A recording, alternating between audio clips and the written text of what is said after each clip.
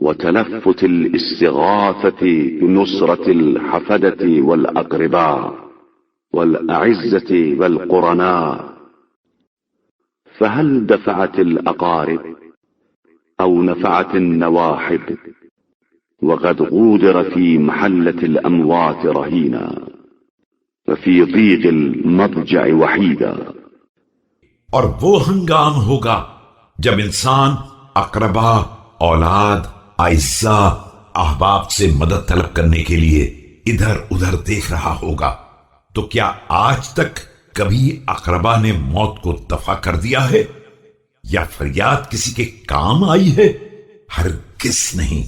مرنے والے کو تو قبرستان میں گرفتار کر دیا گیا ہے اور تنگی قبر میں تنہا چھوڑ دیا گیا ہے۔ قد هتكت الهوام جلدته وأبلت النواهك جدته وعفت العواصف آثاره ومحى الحدثان معالمه وصارت الأجساد شحبة بعد بضتها والعظام نخرة بعد قوتها۔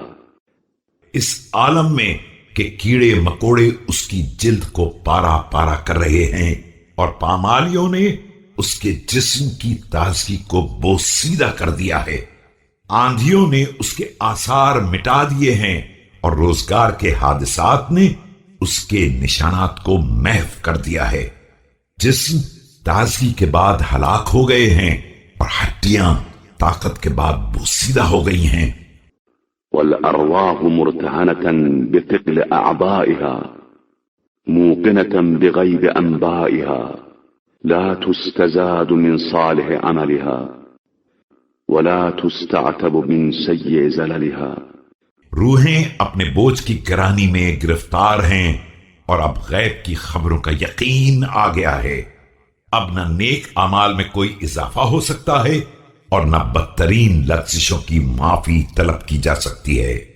أولستم أبناء القوم والآباء وإخوانهم والأقرباء تحتذون أمثلتهم وتركبون قدتهم وتطؤون جادتهم۔ تو کیا تم لوگ انہی آبا و اجداد کی اولاد نہیں ہو اور کیا انہی کے بھائی بند نہیں ہو کہ پھر انہی کے نقش قدم پر چلے جا رہے ہو اور انہی کے طریقے کو اپنائے ہوئے ہو اور انہی کے طریقے پر گامزن ہو؟ فالقلوب قاسية عن حظها لاهية عن رشدها سالكة في غير مضمارها كأن المعني سواها وكأن الرشد في إحراز دنياها۔ حقیقت یہ ہے کہ دل اپنا حصہ حاصل کرنے میں سخت ہو گئے ہیں اور راہ ہدایت سے غافل ہو گئے ہیں، غلط میدانوں میں قدم جمائے ہوئے ہیں۔